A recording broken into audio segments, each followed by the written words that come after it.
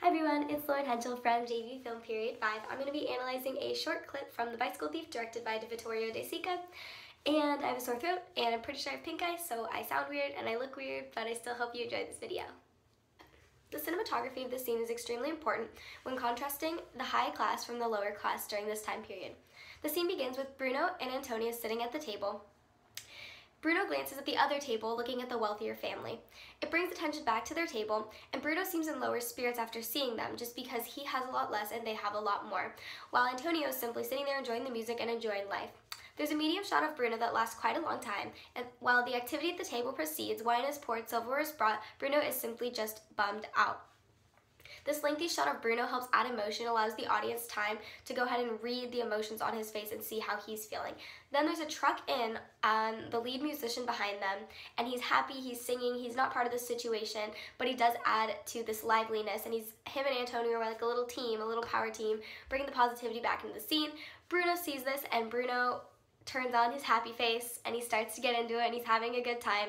There's a cut to Bruno, and his spirits have been lifted. At first, Bruno is seemingly upset and jealous of the wealthier family, and a distinct contrast is shown between wealth and poverty, but the cinematographer creates a warm-hearted feeling through his camera movements and gives the audience a sense of hope. The mise-en-scène of this scene is also extremely important when helping to communicate the story. Right off the bat, the audience notices the scenery. When you look around, it is an Italian, authentic, cute little restaurant. You can tell that they didn't use a soundstage. It's not weird, cheesy backgrounds.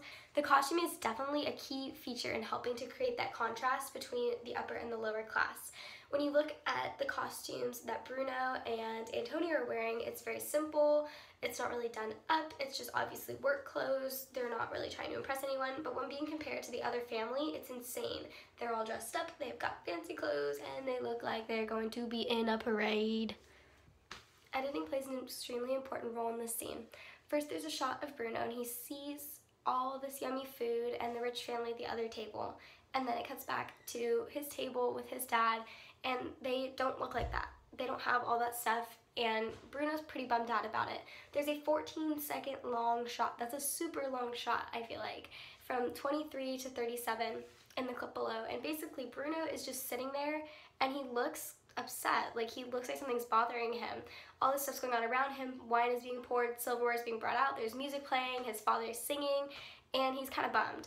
But once the musicians kind of start directing their lovely Italian singing at him, he gets pretty happy, and the shots become quicker, which kind of livens up the mood and makes the audience feel that hope and that happiness that the editor and the cinematographer and the director and all that they're trying to contribute right about there. So that is important.